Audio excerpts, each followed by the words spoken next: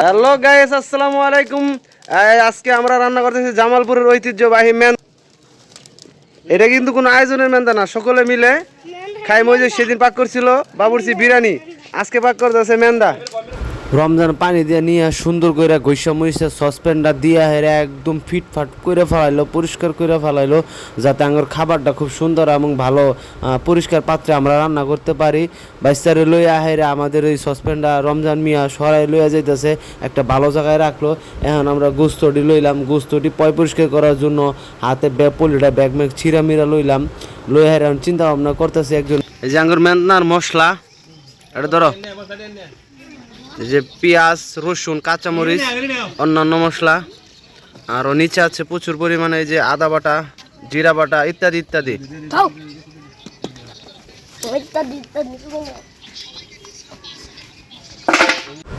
গোস্তটি সুন্দর করে ধুইয়া মুইয়া লইছি, একবারে বালতির মধ্যে কাচ্চা কুচ্চা ধুইছে, যাতে কোনো ময়লা ময়লা না থাকে। সসপ্যানের মধ্যে গোস্তগুলো ঢাইলা দিলাম, যাতে সুন্দর করে গোস্তগুলোর কষান যায় সেই ব্যবস্থা করতেছি।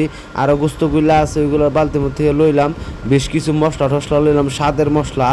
এই স্বাদের মশলা টসলা গোস্তর উপরে দিলাম, গোস্তর উপরে দিয়া চিন্তা ভাবনা করতেছি এটা কেমনে আর সুস্বাদুকরণ যায়। আরও বিদেশি মশলা, দেশি মশলা সবটির মিলে একবার ওর উপরে ঢাইলা দিলাম, যাতে মেন্দাটা আজকে বহুত স্বাদ হয় আর সুন্দর করে আমরা খাইতে পারি। জামালপুর মানে একটা ঐতিহ্যবাহী মেন্দা, এইটা কি আর আঙ্গুর ভুলন যায়?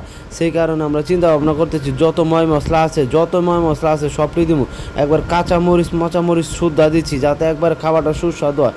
সবাই মিলে কেউ একবারে বুঝছে না। আর কত রকমের যে মশলা ভাই, এগুলো তো আমি কইতে পারবো না। তেল ঠেল ইত্যাদি তত লইছি, লইয়া হাইরা মনে করেন যে একটা চিন্তা ভাবনা করতেছি কি একটা খিচকি করে মেন্দাটা পাক করানো যায়। সবাই তো মনে কাজের উপর ব্যস্ত, আমি তোমাকে আর আসি অগল লোকে সারাক্ষণ একটা কাজ করতে করতে সবার ভিতরে একটা ক্লান্তি লেগে গেছে। চিন্তা ভাবনা করছে কেমনি খাবারটা সুস্বাদুকরণ যায়। তাই দেশি বিদেশি সব মশলা ধীরে ধীরে আমার বাবুর্চি দিতেছে। বাবুর্চি কিন্তু এটা একের বাবুর্চি, সেদিন কিন্তু বিরিয়ানি পাক করেছিল একবারে মাখন, সবাই কিন্তু 4টা 5টা খাইছে।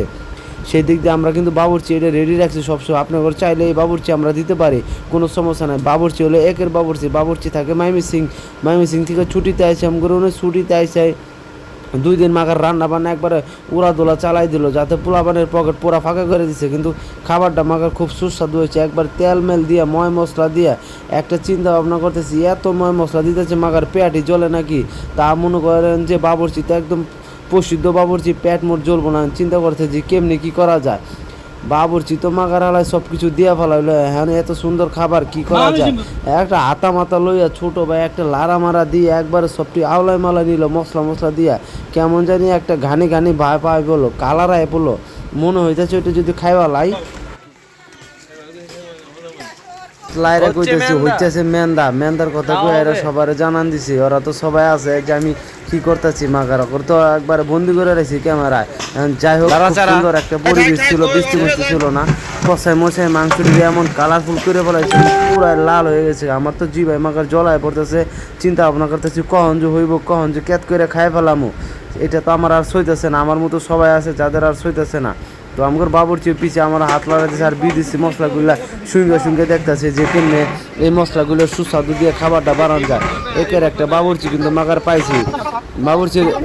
বাবুর্চির কিন্তু কোনো টাকা পয়সা দেওয়া লাগতেছে না। বাবুর্চি কিন্তু খুব স্বাদের বাবুর্চি, একের একটা বাবুর্চি। আমিও মাগার ওই দিক দিয়ে মশলাটা দিতেছি, আরও চিন্তা ভাবনা করতেছি মশলাটা দিয়ে। আর করলাম যে আমার একটু দেওয়া ছোটো ভাই, আমি একটু লাড়া মারা দিয়ে দিই। লাড়া মারা দিয়ে একবারে খিচকে করলাম যে আমি নিজের হাতে আজকে রান্না করাম। আমি তো রান্না মানে কিছু পারি না, মাগার কইলাম যে নিজের হাতে রান্না করাম। মোবাইলটা আবার লইয়া এরা পিছনে ক্যামেরাটা অন করে আমি কইলাম যে বাবুর্চি আপনার লাড়া চাড়া দেন, আমি মাগার ভিডিও করতেছি। একদম কালার আয় পড়ছে মাগার জুস কালার। তো বাবুর্চি চিন্তা আরেকজনের ট্রাইস করতেছে যে কেমন স্বাদ হয়েছে নাকি। পানি দিয়ে পুরা একদম পিছাই ফেলাইছে। চিন্তা করতেছি বেশি করে পানি দিয়ে মশলাটা একদম জাল করে 1 ঘন্টার মতো জাল করতে হবো, যাতে মাগার একদম কষাইলে জিনিসটা একবার ঘানে লাগে খাইতে লাগে, এত সুস্বাদু লাগে যাতে বলার মতন। আমার চোখে মুখে একবার ধোমা যায়। প্রধান বাবুর্চি আজকে কেমন হবে ইনশাল্লাহ মেন্দা? গতবার সেদিনের বিরিয়ানিটা 2-3 দিন আগে যে বিরিয়ানিটা কিন্তু খুব স্বাদ হয়েছিল, ঠিক আছে। আর সেদিনের আমাদের আরেক বড় ভাই আছে ভাই, সেদিন যে বিরিয়ানিটা খাইছো কেমন লাগছে? খুব সুন্দর লাগছে। আজকে এই যে আমরা যে সবাই মিলে, ছোট ভাই বড় ভাই সবাই মিলে যে আমরা এই যে আয়োজন করি, তোমার কাছে এটা কেমন লাগে? এটা আমার আনন্দ লাগে। অনেক আনন্দ লাগে। এই ছোট বড় সবাই মিলে আমাদের সময়টা ধরে রাখার জন্য তুমি কি বলো? হ্যাঁ, এটা ঐতিহ্যটা ধরে রাখতে হবে। এটা ঐতিহ্যটা ধরে রাখতে হবে ইনশাআল্লাহ। তোমরা আমাদের পাশে থাকো ইনশাআল্লাহ। ইনশাআল্লাহ আছে। পানি পুনি সব ময় মশলা জাল আমি করে সঠিক জানি এমন না, তবে লাল শুনলাম যে অনেকগুলা মানুষ এখানে খাওয়া দাওয়া করে। পুরো জুস কালার উপরে এটা এমন ফ্লেভার। হ্যাঁ হ্যাঁ, পুরা জামালপুর বাসীর দাওয়াত দিলাম। ফজু ভাই তুমি কিছু বলে দাও জামালপুর বাসীর উদ্দেশ্যে। সবার দাওয়াত থাকলো। সবারই দাওয়াত থাকলো। এখানে আমরা সবাইকে দাওয়াত দিলাম, সুযোগ সুবিধার মধ্যে আপনারা বাজার ঘাট করে আইসা পড়বেন ইনশাআল্লাহ। আমগর মেন্দা পায় রান্দা বান্দা শেষ হয়ে গেছে বিভিন্ন দেশে এটা পিঠালি নামেও চিনে, আবার কি মেন্দুলি নামেও চিনে। বড় ভাই একটা বড় একটা আতালে এই দিক দিয়ে ওই দিক দিয়ে একবারে গুঁড়া মোড়া দিতেছে। এখন আমরা মনে করি যে চাইলের গুঁড়াটা, এটা কিন্তু আপনার হচ্ছে যে এই চাইলের গুঁড়া মেশিন দিয়ে যায় করে লইছি। এই চাইলের গুঁড়াটা এখন দিতেছি দিয়ে একবারে মনে করেন যে একটা বাসের লাটা নিয়ে ওই দিক দিয়ে লাড়তাছি, একবারে লাইরে ফিনিশ করে ফেলাম যাতে একটা গোটা কাটিও না থাকে। আর খুব স্বাদ লাগবো, যেটা একবারে জিব্বার সাথে লাগে থাকে। চিন্তা করতেছি একবারে পিওর একটা জিনিস। এদিক দিয়ে ওই দিক দিয়ে বাবু কি সমানে লাড়তাছে যাতে খাবারের টেস্টটা হয়। চিন্তা করতেছি এখন কেমনে নামাইমো। এখন সবাই মিলে ডাকতেছি, এই তোরা এইদিকে জিনিসটা নামাইতে হবে, এটা তো অনেক ওজন হয়েছে। 4-5 জনে মিলে চেষ্টা করতেছে মাগার সুন্দর করে চেষ্টা করতে। ছোটো বাইরে এমনভাবে ধরছে যাতে না পড়ে যায়। মেলাটা এখন খরচ হয়েছে, যদি না খাইতে পারি তাহলে তো সমস্যা হইব।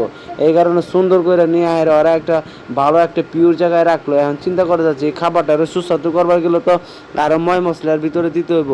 একটা জিনিস আছে না, ওই যে খাবারের ভিতরে তেলানি কয় না, ফুসফুস কয়। মাগার এই যে একটা মশলা দিলে এই মশলাটাই এত স্বাদ, এমন একটা ঘেরান আইছে মনে হয় তো অনেক খাইলে মনে হয় পুরা বিদিছে একটা মশলা। কই থেকে যে মশলা জোগাড় করে মাগার সেই স্বাদ লাগতেছে।